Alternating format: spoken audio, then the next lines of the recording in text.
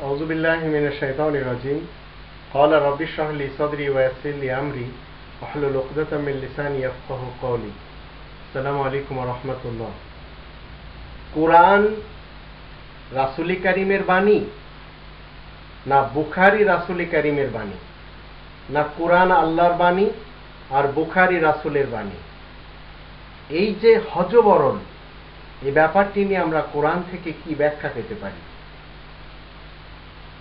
আপনি যদি একটি গ্রন্থ রচনা করেন সেই গ্রন্থটি যেটা আপনি রচনা করবেন সেটা হবে আপনার নামে বুখারী সাহেব যে গ্রন্থটি জমা করেছেন সেই গ্রন্থটি আমরা মুহাম্মাদি গ্রন্থ হিসেবে জানি না কারণ সেটা হলো বুখারী সাহেবের গ্রন্থ তাই সেটার নাম হলো বুখারী গ্রন্থ আবু আব্দুল্লাহ ইসমাইল আল বুখারী তিনি যে গ্রন্থটি রচনা করেছেন যে গ্রন্থটি জমা করেছেন একত্রিত করেছেন সেটার নাম হলো বুখারী শরীফ রাসূল কারীম তিনি কোনোদিন কোনো গ্রন্থ রচনা করেননি একত্রিত করেননি তাই আমরা পৃথিবীতে মুহাম্মাদি কোনো গ্রন্থ দেখতে পাই না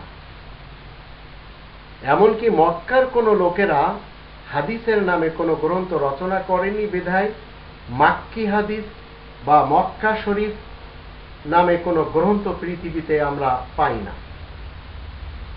যারা মনে করেন যে কোরআন হলো আল্লাহ তাআলার বাণী তারা একটা বিশাল ভুলের ভিতরে রয়েছেন আর যারা মনে করছেন কোরআন আল্লাহ তাআলার বাণী আর বুখারী হলো আল্লাহ তাআলার রাসূলের মুখের বাণী তারা আরেকটি ভুলের ভিতরে রয়েছেন এখন কোরআন আমাদেরকে বলবে কোরআন প্রকৃতপক্ষে আল্লাহ তাআলার বাণী না তাহলে কি এর জন্য যদি আমরা কোরআনে দেখি তাহলে কোরআনে আল্লাহ রাব্বুল আলামিন বলেন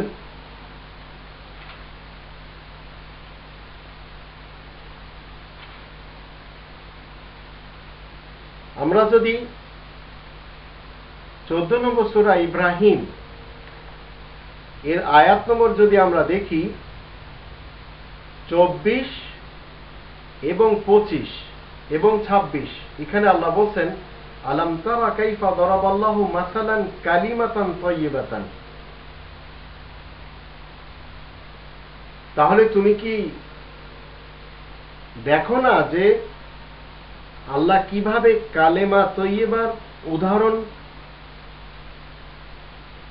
দিয়ে থাকেন আল্লাহ কালেমা তৈয়্যিবার দৃষ্টান্ত কিভাবে দিচ্ছেন আল্লাহ বলছেন যে কাশাজারাতিন তৈয়্যিবাতিন একটি পবিত্র বৃক্ষ আসলুহা সাবিত ওয়া ফারউহা ফিস সামা যার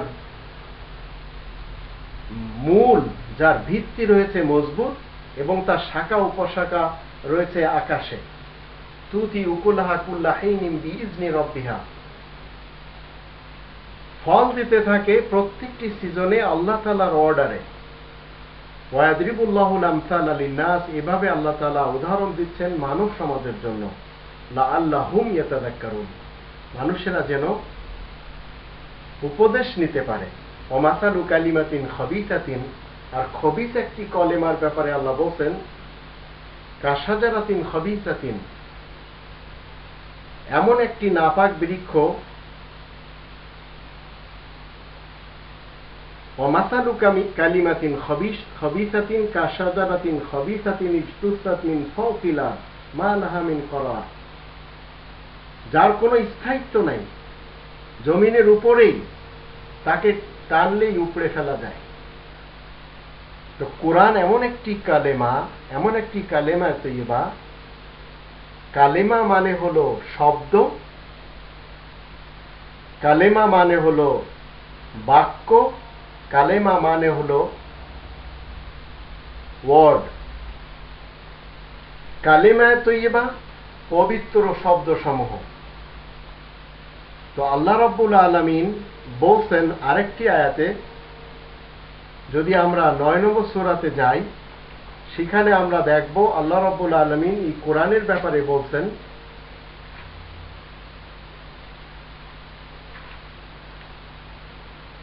আল্লাহ বলেন যে কালিমাতুল্লাহি হিয়াল উলিয়া আল্লাহ তাআলার যে শব্দ সেগুলি সব সময় উপরে থাকে। ওয়া কালিমাতাল্লাযীনা কাফারু সুফলা, আর মানুষের পক্ষ থেকে যে সমস্ত শব্দ সেগুলি সব সময় নিচে থাকে। 9 নম্বর সূরা তাওবা এর 40 নম্বর আয়াতে আল্লাহ বলছেন, ওয়াজাআলা কালিমাতাল্লাযীনা কাফারু সুফলা ওয়া কালিমাতুল্লাহি হিয়াল উলিয়া। আর আল্লাহ সবসময় কাফেরদের শব্দগুলিকে সবসময় নিচে করে থাকেন, আর আল্লাহ তাআলার শব্দগুলি সবসময় উপরে থাকে। তো এই কোরআন হলো কালিমাতুল্লাহ, আল্লাহ তাআলার শব্দ সমূহ। আর 69 নম্বর সূরা আল হাক্কা এর 40 নম্বর আয়াতে আল্লাহ বলেন, ইন্নাহু লাকাউলু রাসূলিন কারীম, নিশ্চয়ই এই কোরআন রাসূল কারীমের মুখের বাণী, সম্মানিত রাসূলের মুখের বাণী। আবার এই সূরার 43 নম্বর আয়াতে আল্লাহ বলেন, তানজিলুম মির রাব্বিল আলামিন, রব্বুল আলামিনের পক্ষ থেকে নাযিল করা হয়েছে। তো কোরআন হলো কালিমাতুল্লাহ, কালামুল্লাহ, আর কোরআন হলো কওলে রাসূলিল্লাহ, রাসূলে কারীমের মুখের বাণী হলো কোরআন, আর আল্লাহ রব্বুল আলামিনের শব্দ সমূহ হলো কোরআন। এখন আপনি মিসগাইড হচ্ছেন, বুখারীর কথাগুলি আপনি মনে করছেন রাসূলের কথা, আর কোরআনকে আপনি বলছেন আল্লাহর কথা। আল্লাহ রব্বুল আলামিনের মুখ নেই, তিনি মুখ থেকে পবিত্র।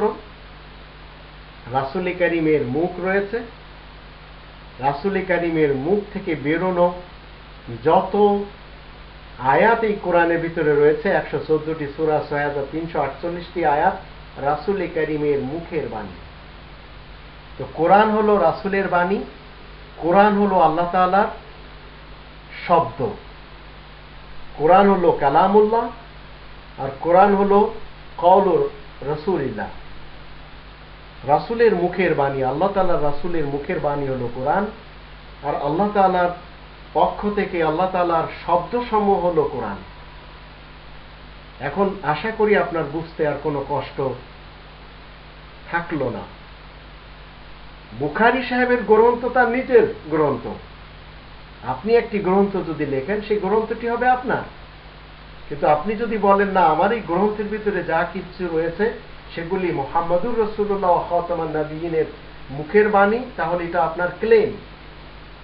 আর যদি এই কথাটি অথেন্টিক ভাবে আপনি বলতে পারতেন, তাহলে আপনি কখনো বলতেন না প্রত্যেকটি রিওয়ায়াতের শেষে আও কামা ক্বালা আলাইহিস সালাম, হতে পারে এমনই তিনি বলেছেন, এটা কেন বলছেন? আবার অনেক মুহাদ্দিসিন তারা বলছে যখন হাদিস বয়ান করে তখন ফাইনালে বলে আও কামা ক্বালা আলাইহিস সালাম, এবং অনেক সময় এটাও বলে আল্লাহু আ'লামু, আল্লাহ ভালো করে জানেন।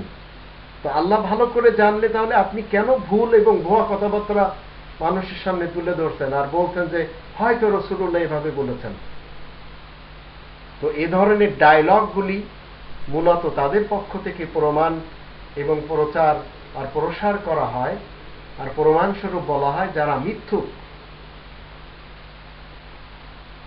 তো কোরআন মুসলিমিনদেরকে বলে দিয়েছে তারা মিথ্যুকদেরকে চেনে। মিথ্যুকদের কাজ কি? ইলকুনা সামা ওয়া আকসারুহুম কাযিবুন, শোনা কথা প্রচার করে, তাদের অধিকাংশরাই মিথ্যুক। হালুনাব্বিউকুম আলা মান তানাজ্জালু শায়াতিন, তোমাদের কি বলে দেব যে শয়তানরা কাদের উপরে নাজিল হয়?